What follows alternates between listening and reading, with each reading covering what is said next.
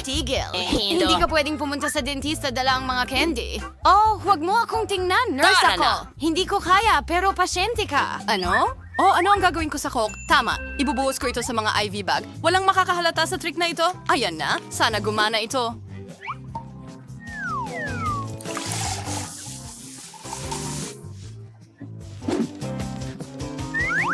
Perfecto. Hey, papasaba ako. Salamat, darling.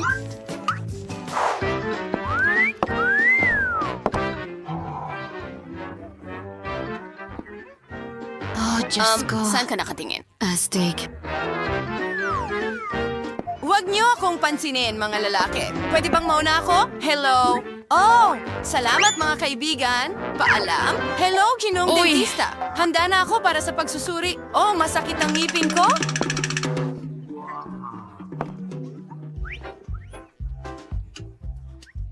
Oh, oo, syempre. Hello? Uy, nandito ako.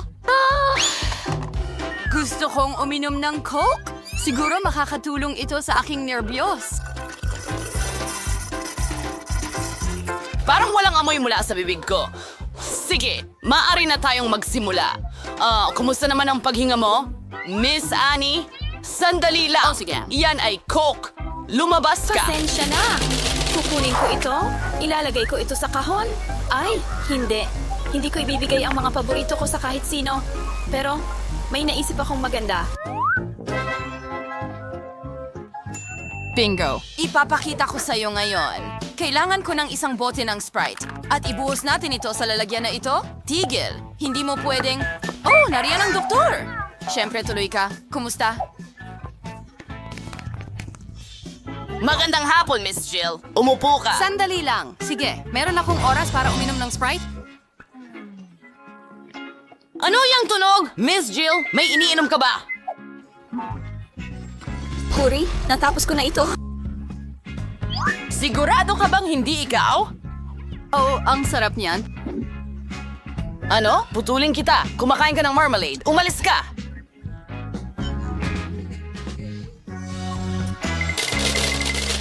Ang matatamis ay hindi makakatulong sa ngipin mo. Well, maaari mo itong kunin mamaya. Ano? Hindi pwedeng magkaroon ng matatamis? Kailangan kong mag-isip ng solusyon agad-agad? Tama, magiging nurse ako. Hindi nila ako maaring pigilan dahil empleyado ako. Alam ko ang mga patakaran. Sige, tara na. Oh, hello doc, hello nurse. Sige, alis na ako, mukhang gumana.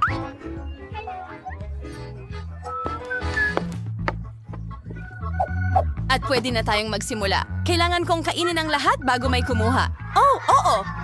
Ikaw ba ay pasyente? Sa akin? Well, susubukan kitang tulungan.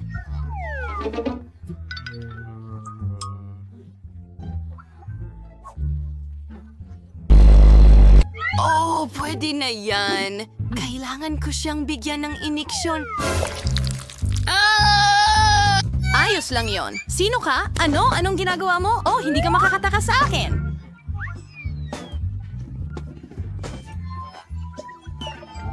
Paano ang ipin ko? Kamusta?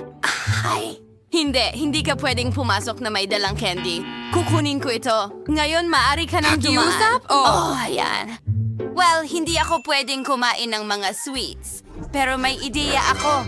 May gagamba ako sa bag ko. At nasa remote control ito. Gagamitin ko ito para magdala ng mga sweets.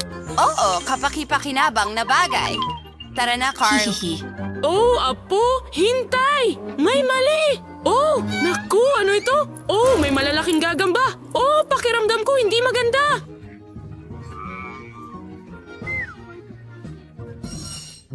Oh, nako. Oh, Mrs. Annie. Oh, tumayo ka. Oh, sige na. Ayos ka lang ba? Ano? Oh! Kamusta? Kayo po ba si Ginoong Frank ang dentista ko? Oh, oo, ako nga. Umupo ka. Oh, sandali lang. Kailangan kong tingnan ang iyong card. Magaling! Habang siya ay abala, makakakain ako ng KitKat ko. Oh, salamat, Carl. Oh, pasensya na. Oo, Carl, maraming salamat. Oh, Isang gagamba, hindi sa opisina ko. Pinatay mo ba si Carl ko? Oh, hindi ito sa akin. Pasensya na. Oh, patawad. Oh, ang weird naman yan. Huminto ka! Nakita mo ba ang tanda? Hindi ka pwedeng pumasok na may candy. Salamat, tigilan mo yan. Nakita mo ba yon?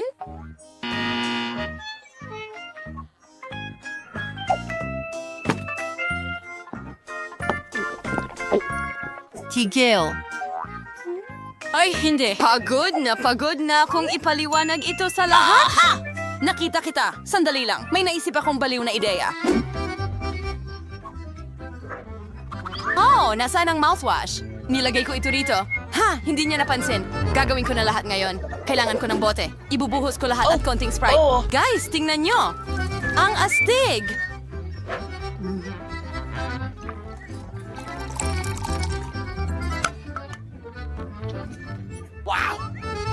At mayroon akong toothpaste. Well, actually, gum ito. Mag-refresh tayo para sa swerte.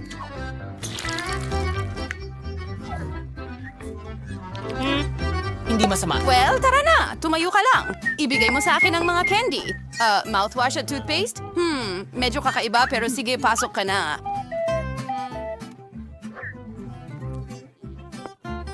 Magandang hapon. Uupo ba ako sa upuan? Magaling. Ipakita mo sa akin kung paano mag-toothbrush ng tama. Ha? Oo. Naiintindihan ko. Okay. Oh, salamat sa Tara sipilyo. Ngayon, maglalagay ako ng toothpaste sa sipilyo at magsisipilyo ng paikot. Tama ba ang ginagawa ko? Oh, kailangan ng mouthwash. Perfecto.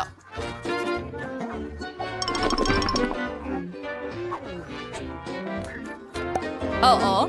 Oh, kailangan ko bang iluwa ito? Ininom ko. Pasensya na.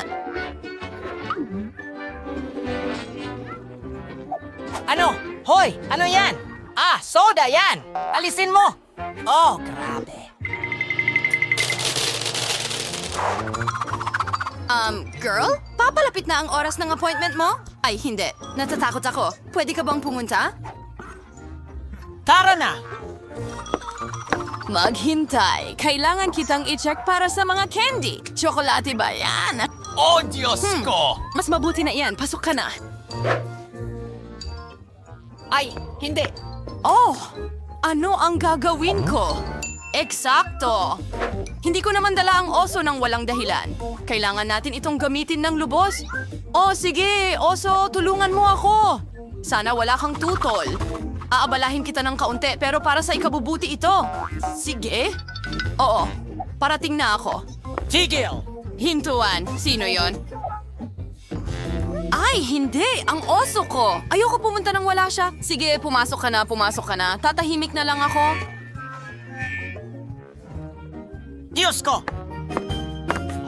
Kamusta? Pumunta ako para ipagamot ang ngipin ko. Ano? Ginoong dentista? Oh, sandali lang! Oo. Teka, sandali. Buksan mo ang Tara bibig na! mo. Oh, ibigay mo sa akin ang oso. Gusto ko makuha ang bear ko. Akin siya! Sige. Iwan mo ang oso. Oh, Diyos ko! Panahon na para sa matatamis. Oh, hindi ko na kaya. Oh, Skittles, gustong-gusto ko ito. Sige, handa na ako.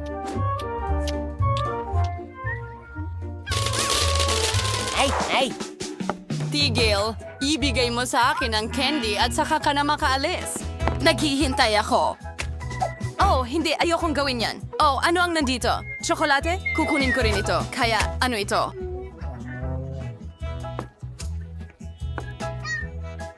Hindi! Wala ka bang narinig? Oh, hindi. Kailangan Hindi. kong mag-isip ng solusyon. Ventilasyon? Tama. Ngayon, diretso na tayo sa opisina ng dentista. Medyo mahirap pero gagawin ko yan.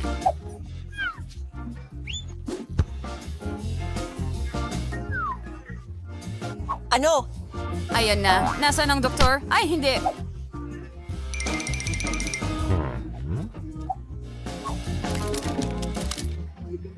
Nahuhulog ako. Hindi malambot ang paglapag pero pwede na.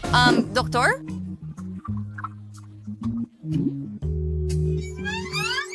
Dako! Anong ginagawa mo dito? Oh, paano? Kinain mo lahat ng nakumpiskang candy. Nakakatakot. Inaalok mo ba ako ng isang kagat? Tatanggapin ko yon. Mahilig ako sa KitKat. Masarap! Oh! Bawat kalahok ay iikot ng gulong. Kung ano ang lumabas doon, iyon ang ipandidekorasyon nila sa cake. Wow, mukhang sinuwerte si Britney. Makakapagdekorasyon siya ng cake gamit ang ice cream. Yes. Ngayon, Auntie Mouse, ano siya? 100 kilos ano ang nangyayari at mainit na sili. Seryoso? At paano nila maidedekorasyonan ng cake gamit ito? Well, ano yung pagagawa natin? Kailangan mong gawin ito, Anne. Sa totoo lang, hindi naman mukhang masama ang mga sili na ito. Ang mahalaga ay huwag isipin ang lasa. Ngayon sinimulan ni Britney ang pagdekorasyon ng kanyang cake. Ice cream? Mahilig ka ba sa ice cream? Isulat sa mga komento kung anong flavor ng ice cream ang pinakagusto mo. Sinimulan ni Britney ang pagdekorasyon sa gitna ng cake gamit ang mga bola ng strawberry ice cream. Ang sarap! Ang sarap. At ano ang meron tayo dito? Banana ice cream? Oo. Anong kamangha-manghang amoy? Kaya, ngayon kumuha tayo ng isa pang balde ng ice cream. Magmumukhang maganda ito sa itaas. Oo, mas maraming ice cream. Patuloy na dinidisenyo ni Anne ang kanyang cake gamit ang sile. Hoy, ano ito? Oh, Britney, hindi mo pwedeng pakainin kahit ang mga ibon sa langit ng ganito kalaking tore ng ice cream? Magaling! Anne, huwag kang magpaabala sa iyong cake. Samantala, sisimulan ko ng tikman ng akin. Oh, oo. Ang sarap nito. Isang piraso ng ice cream, isang piraso ng cake. Perfecto. Gusto mo bang subukan ito? Ayan na! Akin lahat ito. At ikaw, subukan mo ang iyong cake.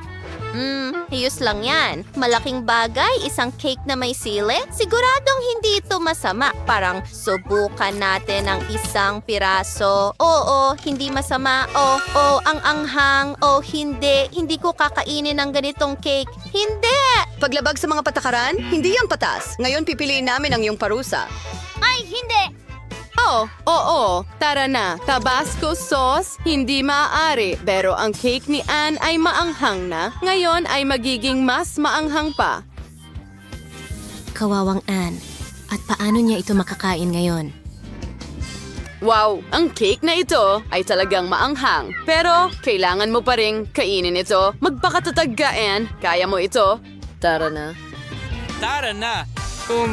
Huwag bumagal. Ganito, piraso-piraso. Wow, mukhang minamaliit ni Britney ang kakayahan ni Anne. Isa siyang bayani. Wow, sige, kaunti na lang ang natitira.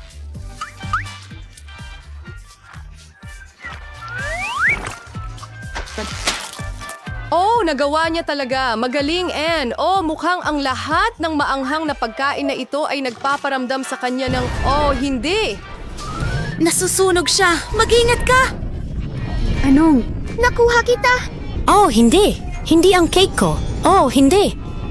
Tumawag ng doktor at mas mabuti kung bumbero. Kailangan natin ng tulong agad. And mag-ingat ka. Well, ayos lang ba, Britney? And ayos ka lang ba? O dapat mag-ingat ka sa maanghang na pagkain? O at nasira ang cake ni Britney? Well, may natitira pa at ang kahit ano, alam mo, ay mas mabuti kaysa wala. Handa na ang mga babae para sa ikalawang round. Bueno, paikutin mo ang ruleta, Britney. Nais namin sa'yo ng magandang kapalaran. Tiyak na kakailanganin mo ito. Wasabi. Anong katakot-takot? Hindi ito matamis kahit kaunti at hindi ito angkop sa pagdekorasyon ng cake. Kahit na baka makumbinsi kami ni Britney na iba. Sige, tingnan natin kung ano ang kay Anne. Wow, anong swerte. Dalawang bagay ng sabay.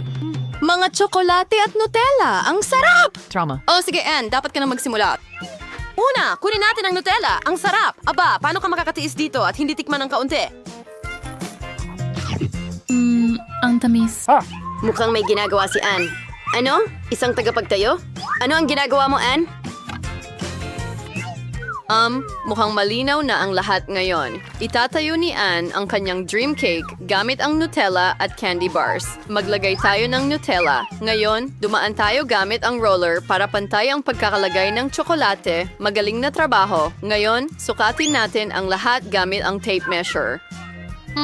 Ganito. Lumipat tayo sa ilang mga bar. Idikit natin ang mga ito sa gilid ng cake ng ganito. Ilang bar sa itaas. Wow, mukhang nakatitig si Britney sa cake ni Anne. Panahon na para simulan mo ang iyong cake. Oh, ang wasabi cake ay, syempre, kawili-wili, hindi ba? Oh, marami dito, may kulang. Mukhang may ideya si Britney. Ngayon sinusubukan niyang magnakaw ng isang bagay. Ano ang binabalak mo, Britney? Mas madali talagang magtrabaho gamit ang ganitong pala. Magaling na trabaho. Hoy, Anne, ano ang ginagawa mo? Uupo ka na... Ay, hindi. Kumakain siya ng wasabi. Kailangan mong maging mas maingat sa trabaho, lalo na sa oras ng tanghalian. Oh, hindi natuwa si Anne doon. Well, Britney, oras na para tikman mo ang wasabi mo. Bon appetit. Nakakadiri. Hindi tulad ng cake ni Anne. Mukhang susubukan niya ito. Oh, Anne or track shares are purso. Oo, kakaunti ang gustong magbahagi ng ganitong cake. Britney, maaari mo lamang isipin ang mas mabuti kapalit ng iyong cake. Well, cake ni Anne, halimbawa, subukan natin ang isang piraso. Oo, hindi siya handang magbahagi. Samantala, halos tapos na ang mga babae. Si Britney, ang may huling piraso, masyadong nakakadiri. Kailangan nating kumain ng masarap na bagay agad-agad. Pasensya na, Anne. May nagsasabi sa akin na hindi ito pababayaan ni Anne. Maghanda ka, Britney. Naghihintay sa'yo ang gulong ng parusa. Ano kaya ito sa pagkakataong ito?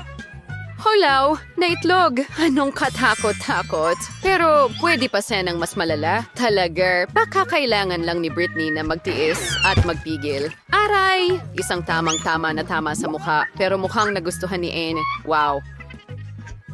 Ngayon, si Britney ay may buong plato ng itlog sa kanyang ulo. Anong kasuklam-suklam? Bagaman, pagkatapos ng wasabi cake, marahil hindi na ito gaanong nakakatakot.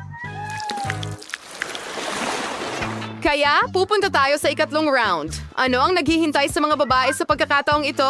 Malalaman natin. Oh, Anne, ano ang meron ka dyan? Wow, maasim na candy. Sobrang asim pero sa parehong oras matamis. Nagtataka ako kung paano ito babagay sa cake. Ngayon, ikaw naman, Britney, sana hindi ka mas kaunting maswerte. Ano? Pagkain ng pusa? Biro ba ito? Ang cake na may pagkaing pusa ay maaaring magustuhan ng iyong alaga, pero para sa tao, nakakadiri pa rin ito. Bakit hindi ito bumubukas? Sige na. At si Anne ay walang ganitong problema. Wow, mag-ingat ka, Britney. Baka mawalan ka ng pangunahing sangkap. Tingnan mo lang ang mga candy ni Anne. Maganda ang mga ito at mas mabango kaysa sa pagkaing pusa. Oh, gusto ko talagang subukan ito. Susubukan ko ang isa. Oh, aray. Ang galing niyan.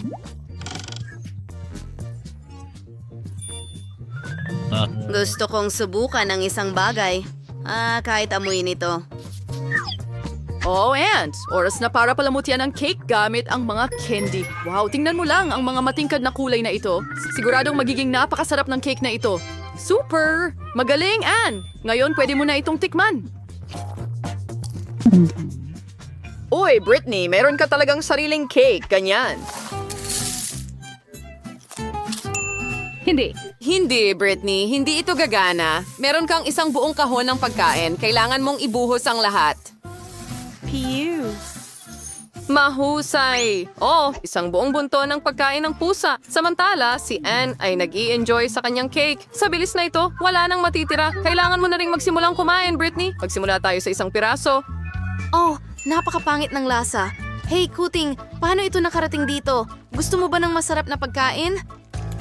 Magaling! Talagang matalino kang bata. Hindi masamang plano, Britney. Oh, mukhang nakain ni Anne ang sobrang asim na candy. Mag-ingat. Mukhang kalaban ni Anne ang bagong kaibigan ni Britney. Pasensya na, pero ang pagkaing ito ay para sa kanya. Anong walang lasa na cake para kay Britney? Napakaswerte ni Anne sa sarap. Wow, ang asim ay talagang sobra na. Hindi ko alam kung maganda o masama ang pakiramdam niya. Tawag ng tulong? Magaling, ito na ang pagkakataon ko. Mr. Cat, ikaw na ulit. Huwag mo akong bibiguin. Oh, mas mabuti na ba ang pakiramdam mo? Oo, sa tingin ko napansin ni Anne na hindi patas ang laro ni Britney. Panahon na para sa gulong ng parusa. Paikutin mo, Britney. Ngayon malalaman natin kung ano ang naghihintay sa atin. Oh, hindi yan. Ang pinakakakilakilabot sa lahat ng parusa, cake sa mukha. Huwag mag-alala, Britney. Well, at least kinain ni Mr. Cat ang karamihan ng pagkain, hindi ba? Anong problema mo?